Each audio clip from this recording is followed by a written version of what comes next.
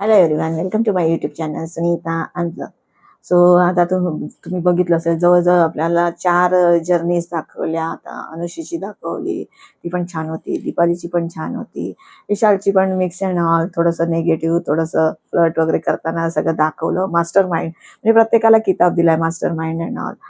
त्याला किताब दिला मास्टर माइंडचा, अनुशीला दिलाय शेरणीचा, दीपालीला दिलाय रणरागिणीचा, आणि आज दाखवली तन्वीची जर्नी. सो आता कसं आहे ना, आपण पण बिग बॉस लवर आहोत, बिग बॉस फॅन आहोत. सो आपण पण बिग बॉस बघतोय. पण आता आपण 90 दिवसापूर्वी काय झालेलं ते आपल्याला एवढं काही आठवत नाही. पण ती जी जर्नी दाखवली त्याच्यामध्ये सगळंच बिग बॉसने दाखवलं. सो त्याच्यामध्ये ती ऑसम जर्नी होती. आणि खरंच तिचा जो प्रवास होता तो इतका सुंदर होता. म्हणजे स्टार्टिंगला तिने तंटा क्वीन म्हणून तिला ते मिळालं. भाऊनी तिला ऐकवलं भरपूर, आणि तिचं भरपूरच म्हणजे तन्वी बोलते, किती बोलते, तर इतका राग आलेला होता त्या पहिल्या आठवड्यामध्ये. पण कट टू लगेच तिने ते स्वतःला चेंज केलं. नंतर मग ते म्हणतात ना, लोक बोलतात ती फेक आहे, म्हणजे साड्या घालते. विशाल तिला नेहमीच ब्लेम करत असतो की आधी ती सुनबाईसारखं राहिलं, शांत सोज्वळपणा दाखवते आणि so what ever it is. तिने तिचा हर एक कलर्स दाखवले. स्टार्टिंगला सगळेजण म्हणतात ही तर नुसती बोलते आणि ऑल एंटरटेनमेंट नाही. तर स्टार्टिंगला आयुष बरोबर, नंतर करण बरोबर ती त्यांचं लोकांचं सगळी मजा मस्ती चाललेली ते दाखवलं. नंतर मग तिचे एक बॉन्ड होताना दाखवले. प्रभूवर तिचा बॉन्ड झाला, आरबी बरोबर, राकेश बरोबर बॉन्ड झाला. नंतर मग त्यांचा काटा फॉर्म झाला. नंतर प्रत्येक गोष्टी मग त्यांचे ग्रुप वर्सेस ग्रुप ते लोक भांडायला लागले, खेळायला लागले.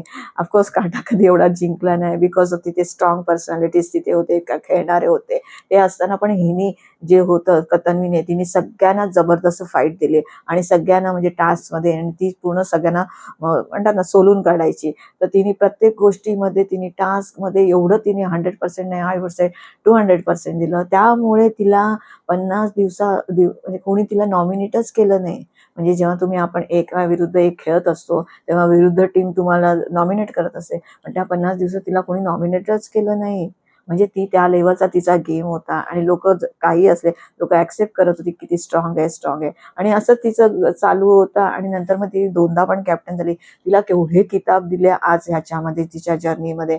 तंटा क्वीन होती, नंतर टास्क क्वीन झाली, किचन क्वीन झाली, नंतर तिला हिरोईन बोलण्यात गेलं, नंतर बीबी क्वीन, बिग बॉसची क्वीन अँड ऑल. तिला केवढे तरी त्याला किताब दिले. म्हणजे बाकीच्यांच्या जर्नी झाल्या त्यांना एकच किताब दिला, पण हिला भरपूर सारे किताब दिले. आणि तिच्या सगळ्या गोष्टी म्हणजे तिचे सगळेच तिने कलर दाखवले. तिचा अँगर दाखवलंय, तिचं असणं, तिचं बोलणं, तिचे रिलेशन्स, तिचं प्रत्येक गोष्टी. म्हणजे भाऊ झाले, नंतर ग्रुपमध्ये ते एकमेकांना हे करत होते. म्हणजे दीपाली बरोबर जरी काही झालं तरी मग दीपालीला जाऊन सॉरी बोलणं, तिने 10 वेळा सॉरी बोल, तर ती तिला 10 वेळा सॉरी बोलली. नंतर तिचा तिकीट टू फिनालेचा टास्क होता, त्याच्यामध्ये सगळ्यांना तुम्हाला माहिती आहे तिथे एकदमच असमच खेळली. पण त्याच्यानंतर ती एवढाच तिचा चांगला गेम झाला. आणि त्याच्यामध्ये तुम्ही बघाल, एक आहे ती मुलगी इतकी मॅनिफेस्ट करते ना, भरपूर मॅनिफेस्ट करते, मीच जिंकणार, यावेळी मुलगीच जिंकणार. सगळ्यांना असं वाटतं म्हणजे अनुषेसारख्या लोकांना ती असं कसं बोलू शकते, एवढं कसं बोलू शकते, एवढं कसं माणूस परफेक्ट असू शकतं. अनुषेला हे सगळे प्रश्न पडले. सो तर ती म्हणते ना, मी सगळ्या जसं भाऊनी बोलत तसं मी स्वतःवर काम करत गेले आणि स्वतःला परफेक्ट बनवण्याचा प्रयत्न केला. नंतर मग ती मॅनिफेस्ट करते, ती बोलते. तर ती अनुषे हे पण बोलते की हे एवढं मी नाही बोलू शकत. प्रत्येकाच्या कसं एक कॉमन आपण मुली आहोत किंवा कोणीही माणूस असेल, त्यांना आहे ना बोलता नाही येत की बाबा मीच करेन, हे करेन. म्हणजे कुठेतरी मनात भीती असते, अरे मी बोलते आणि तसं नाही झालं तर मग लोक काय बोलतील. सो आपण नेहमीच हा विचार करतो असतो. पण तन्वी हा विचारच करत नाही. ती प्रत्येक वेळी म्हणते की मी जिंकेन, मी जिंकणार आहे, या एक मुलगी जिंकणार. मग ती करते मॅनिफेस्ट, तर इट्स ओके. पण मग नंतर आता ह्या मागच्या आठवड्यापासून थोडे टर्न अँड ट्विस्ट आलेत. म्हणजे 90 दिवस तिचा गेम चांगला होता, सगळेजण म्हणत आहेत तीच विनर आहे, तीच विनर आहे. पण ह्या मागच्या आठवड्यामध्ये थोडासा गोंधळ झालेला आहे. आणि त्याच्यावेळी जे झालं, म्हणजे रेवाच्या इव्हिक्शनच्या वेळी ती बोलली, आणि म्हणजे ते बोलली की दकाबकी करणारे आत आहे, खोटं बोलणारे लोक आत आहेत, आणि तू बाहेर जातेस ना. तर तिथे मग लोकांना, आणि आधी हे लोकांचं म्हणजे बोलणं चालूच होतं, फेक आहे, फेक आहे. म्हणजे आधी तुम्हाला ती स्ट्रॉंग वाटत होती की तुम्ही 50 दिवस तिला नॉमिनेटच केलं होतं. म्हणजे तेही तिने रेकॉर्ड केलं की कमीत कमी वेळा नॉमिनेट झालेलं, नंतर 2 वेळा ती कॅप्टन झाली येणार.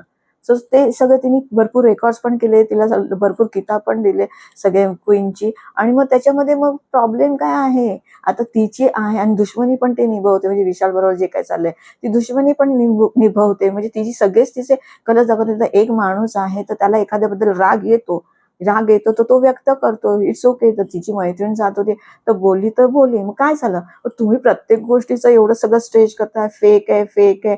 किती जण सगळेजण म्हणतात फेक आहे, फेक आहे. मग अनुषी जे खोटं बोलते आणि सांगते तर मग ती रिअल आहे का, ती ऍक्सेप्ट करते अँड ऑल. विशालचा काय गेम होता? विशाल अजगराच्या गोष्टी चायनीज स्टोरी सांगतो आणि स्वतः अजगर हे म्हणजे त्यांनीच त्याच्या सगळ्या माणसांना गेलंय आणि आपण हे बोलूच शकतो ना. सो पण मग तिला एवढं का ती फेक आहे बोल, आणि सगळेजण म्हणतात गेम खेळतात. तर इथे रिअल कोण आहे? सगळेजण. तिथं अनुश्री स्वतःहून सांगते की ती खोटं बोलते. विशाल किती वेळा खोटं बोललेलं आहे, म्हणे मी सांगा मी कुठल्या मुलीच्या मागे बोलले. भाई सगळ्या मुलींच्या मागे तू बोललाय. दीपालीला केवढं बोलले. आधी दीपालीला बरं झालं रिअलाइज झालं असेल की तिच्याच जर्नीमध्ये दाखवलं विशाल काय बोलताना. ती येऊन बोलली सुद्धा, अरे तू किती माझ्याबद्दल बिचिंग करत होतास, किती बोललास माझ्याविषयी. तेव्हा एकदम असा पडून होता. कुठल्या तोंडाने तुम्ही फेस करणार तिला?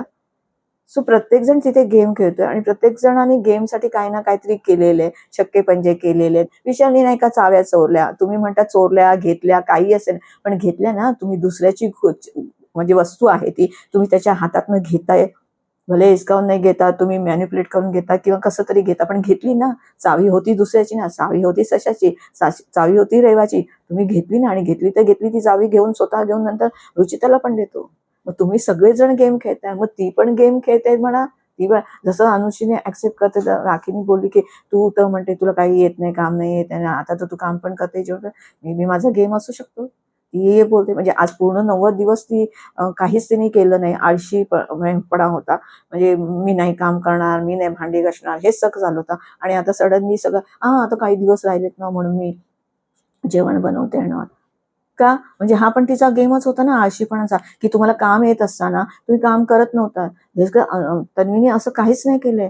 प्रत्येक तिला ड्युटी दिली तिने केलेली आहे. किचन मध्ये सगळ्यांना चांगलं चांगलं जेवण करून दिलेलं आहे. तिने रिलेशन सांभाळले, टास्क चांगले केले. मग अजून काय हवंय? म्हणजे बिग बॉसला एक जो कॉन्टेंट हवा असतो तो तुम्ही सगळा दिलेला आहे.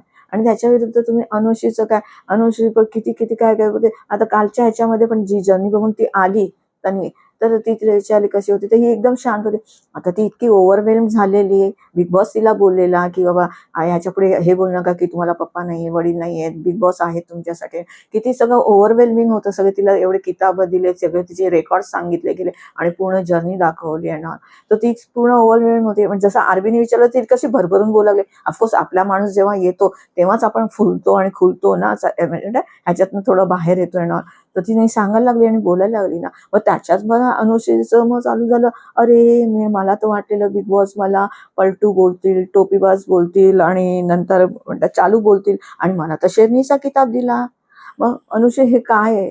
अरे बिग बॉसने तुला एका हाईटवर आणून ठेवलं की तुला शेरनीचा किताब दिला आणि तू तुझ्याच तोंडाने हे सगळे वर्ड्स यूज करते. आणि त्याच्यातही मग तुमचे फॅन्स असे बोलतात, नाही ती किती रिअल आहे बघा, ती किती स्वतःबद्दल. अरे हे रिअल नाहीये, हे चुकीचं आहे की तुम्हाला एका चांगल्या पोझिशनवरती ठेवलंय आणि तुम्ही खालती येऊन बसताय. म्हणजे ती पण तुम्ही चोऱ्या केल्या, तुम्ही खोटं बोललात, तुम्ही इकडून तिकडे, तुम्ही कुठे म्हणजे ना या टीम मध्ये ना दरवेळी टीम वगैरे चेंज केलं. ठीक आहे, आपण तेही म्हणतो ना गेमसाठी केलं. मग ही तिची रिअल पर्सनॅलिटी आहे. मग हिचं पण गेमच चालू आहे ना. सगळेजण इथे गेम खेळत आहेत, सगळेजण इथे कॅमेरा 150 आहे तर सगळेजण कॅमेऱ्यासाठी करतायत. पण तिचं आय वुड से की तुम्ही सगळ्यांनी बघा की तिची जी जर्नी आहे बेस्ट आहे. किती ते तुम्हाला एक पण एपिसोड असा भेटणार नाही की ज्याच्यात तन्वी दिसली नाही. पण किती तरी एपिसोड दिसले की तिथे तुम्हाला आरबी दिसलाच नाही, दीपाली दिसलीच नाही, अनुश्री दिसलीच नाही. सकाळी पहिलं अनुश्रीला किती छान डान्स येतो, पण अनुश्रीने कधी सकाळी उठून डान्स केलाय? सो जे आहे ते आहे. तर तिने आज 100 दिवस आता पूर्ण होत आहे, तर तिने पूर्ण 100% दिलेलं आहे. तर मला तरी वाटतं की तिने विनर व्हायला काहीच हरकत नाही. पण म्हणतात ना प्रत्येकाला आपण एखाद्याला कनेक्ट करतो, जरुरी नाही ना समोरचा पण त्याला कनेक्ट होईल. प्रत्येक जण वेगवेगळा आहे, प्रत्येक जणांनी वेगवेगळ्याला कनेक्ट केलेलं आहे. तर तुम्ही पण तुमचे जे आहेत सपोर्टर्स, म्हणजे ज्या कंटेस्टंटला तुम्ही सपोर्ट करताय, पण सगळ्यांनी जाऊन वोटिंग करा. सो पण तुम्हाला कोण आवडतंय, तुम्हाला कोण विनर व्हावं असं म्हणजे बघावं असं आवडेल, सो प्लीज कमेंटमध्ये सांगा. थँक्यू.